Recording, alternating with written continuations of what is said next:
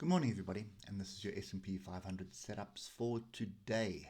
So what a difference today makes. We were starting to roll yesterday morning, pointing to the upside, and then we basically flipped all the way down. So if you look at the oscillators, you can see we're pointing down strongly.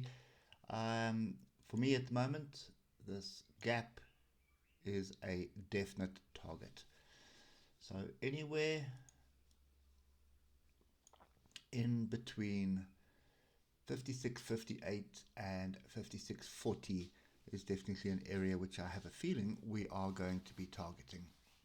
A lot of times what happens with this as well is we drop to the bottom side of these fractals. So instead of targeting the top fractals, they come in bottom, target the area where there was support previously. So that was resistance.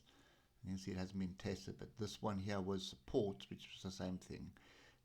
We kind of drop below it, we'd resist it. So often this is also targets, and you can see it lines up with the 150 EMA. So that's 55.60.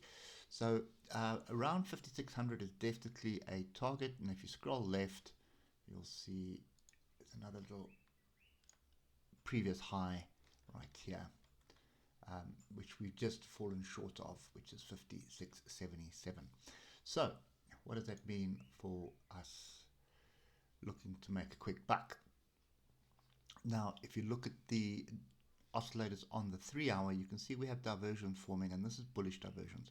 So low, lower, low, with diversions forming.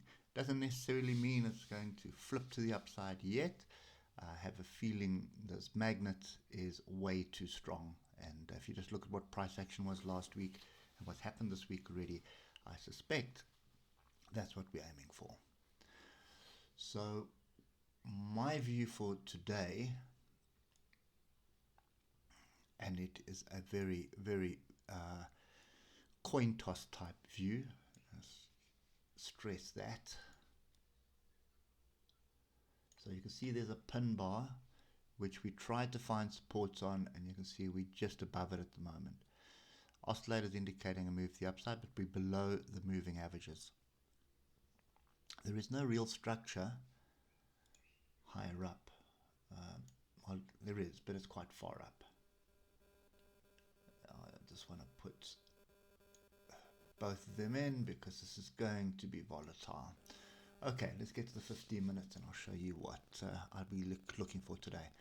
So I'm expecting this to continue to the downside in the short term.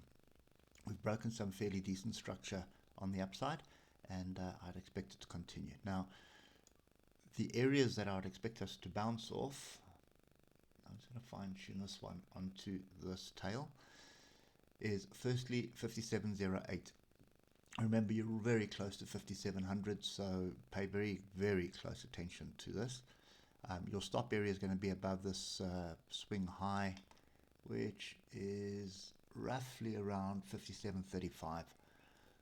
So you're talking about a 375 point stop loss roughly. So make sure you've got the stomach for that, or just reduce your position size that you do have the stomach for it.